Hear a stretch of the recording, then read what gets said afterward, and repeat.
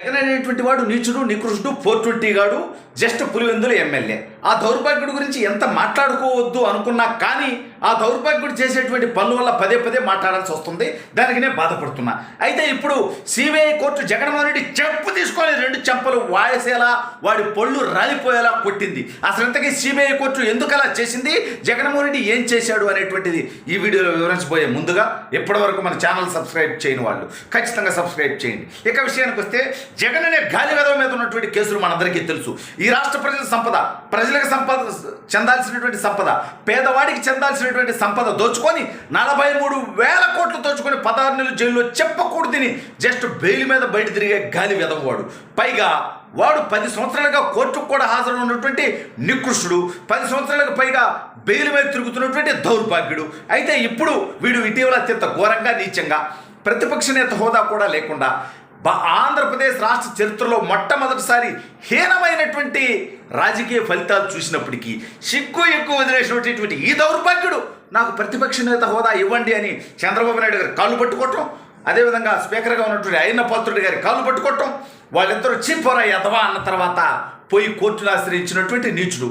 అది సాల్దన్నట్టుగా వీడికి జూన్ 3వ తేదీకి ఉన్నటువంటి సెక్యూరిటీ కావాలంట. ఎరా గాలినా కొడక, నీ పార్టీలో ఎంపీగా ఉన్న రఘురామకృష్ణరాజు గారి దగ్గర నుంచి నా దాకా అనేక మందిని కొట్టించి చిత్రహింసలకు గురి చేసినటువంటి నికృష్టపు నా కొడక, నీకెందుకురా అంత సెక్యూరిటీ ఇస్తారు? నువ్వు ఆఫ్టర్ ఆల్ ఎమ్మెల్యే గాడివి, ఇప్పుడు 11 సీట్లతో ప్రతిపక్ష నేత హోదా కూడా లేనటువంటి లపుట్ట గాడివి, నీకెందుకురా సీఎం సెక్యూరిటీ ఇస్తారు? గాలి వెదవా అంటే నువ్వు చేసినటువంటి తప్పుడు పనులకి నేను రఘురామకృష్ణరాజు గారు నాలాగా ఇబ్బందులు పడినోళ్ళు చెప్పుతో కొడతామేమో అని భయపడుతున్నామంటారు లపుట్టగా. సరే, కొంత ఎక్కువ మాట్లాడుతున్నాను మీరు అనుకున్నప్పటికీ నొప్పి పడింది మేం కదా, పెయిన్ పడింది మేం కదా. ఆ దౌర్భాగ్యుడు తప్పుల్ని ప్రశ్నించినందుకు కరెంట్ షాకుల దగ్గర నుంచి కొట్టించడం దాకా, కేసుల దాకా చిత్రహింసలకు గురి చేసినప్పుడు ఆ నా కొడుకు మేము ఎట్ట గౌరవిస్తాం, నేను కానీ రాజు గారు కానీ. సరే, ఇప్పుడు మా గౌరవం బళ్ళా. అయితే ఈ దౌర్భాగ్యుడు ఇటీవల ఘోరంగా ఓడిపోయాడు. అయితే ఈడి భార్య వైఎస్ భారతిరెడ్డి గారు మహిళ కాబట్టి గౌరవిద్దాం. జగన్ గారి కంటే మహిళలు అంటే చిన్న చూపు కానీ గాలి నా కొడుక్కి మనకు గౌరవం ఉంటుందిగా, అందుకని మనం గౌరవించాల్సిందే. అయితే వీళ్ళిద్దరూ కూడా ఫారెన్ ట్రిప్కి ప్లాన్ చేసుకున్నారు. ఇటీవల ఈ పాస్పోర్ట్ ఎక్స్పైర్ అయిపోతే పాస్పోర్ట్ రెన్యువల్ చేసుకున్నాడు. అప్పుడే అనుకున్నాం మనం విదేశాలకు పారిపోతాడు ఈ గాలి వెదవని.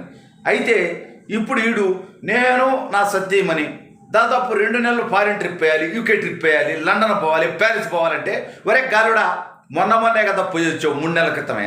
అంటే మేలో ఎన్నికలు జరిగిన తర్వాత రిజల్ట్ ముందు రోజే ఆంధ్రాకి రావటం జరిగింది. అప్పుడు దాదాపు 15 రోజులు ఫారిన్ పోయి తిరిగి వచ్చాడు గాలి వెదవ. అయితే ఇప్పుడు మళ్ళీ ఎందుకురా 3 నెలలకి అంటే నువ్వు పారిపోవాలనుకుంటున్నావా? పైగా సుప్రీంకోర్టులో సంచలన ఆదేశాలు జారీ చేసింది సిబిఐ కోర్టుకి. ఏమని? జగన్మోహన్ రెడ్డి మీద ఉన్నటువంటి కేసుల విచారణ త్వరితగతిన పూర్తి చేయమని, విచారణ పూర్తి చేసి ఏదో ఒకటి తేల్చమని చెప్పి.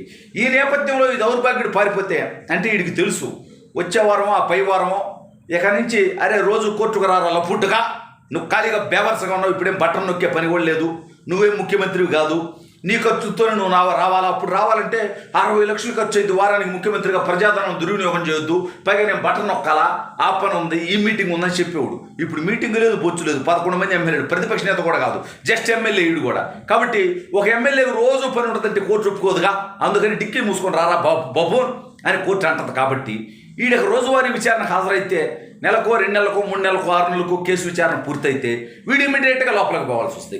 ఏది ఆల్రెడీ ఉన్నటువంటి కేసులకి. తండ్రి అధికారంలో ఉన్నప్పుడు ఈడు చేసిన డెకాయిట్ పనులకే లోపలికి పోవాల్సి వస్తే ఈ లపుట్టుగాడు ముఖ్యమంత్రిగా ఉన్నప్పుడు చేసినటువంటి గంజాయి మాఫియా, లిక్కర్ మాఫియా, భూ మాఫియా, ఇసుక మాఫియా, ఈ రకంగా వేలాది లక్షలాది కోట్లు దోచుకున్నటువంటి ఈ నీచపు వెధవ ఈడు చేసినటువంటి తప్పుడు పనులకి వీడు బతుకేమైపోద్ది, కుక్కలు చెప్పిన విస్తరవుద్ది, రోజుకో కేసు ఉంటుంది. అంటే వీడు జీవితం మొత్తం సరిపోను కాకుండా దాదాపు ఒక 4-5 జీవితాలకు సరిపోను జైలు శిక్ష అనుభవించాల్సినటువంటి శిక్షలు పడతాయి వీడు చేసినటువంటి తప్పుడు పనులకి. ఒక ఎంపీగా ఉన్నటువంటి వ్యక్తిని అక్రమంగా నిర్బంధించి కొట్టించినందుకు నా కొడుకు ఉరిశిక్ష చేయొద్దు.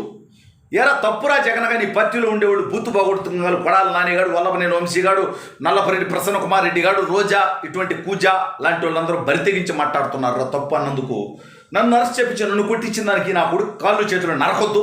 బట్ అది నేను కోరుకోను. రాజకీయంగా ప్రజలు వాడిని అంతకంటే హీనంగా, కుష్ఠరోగి కంటే నీచంగా, అసలు ప్రతిపక్ష నేతగా పనికిరావురా బొబ్బును కానీ తీర్పిచ్చారు. కాబట్టి వీడికేదో శిక్ష పడాలని నేనేం పెద్దగా కోరుకోను. ఎందుకంటే ప్రజలేసిన శిక్ష కంటే మనం పెద్దగా ఏం వేస్తాం? కాబట్టి ఇవన్నీ పక్కన పెడదాం.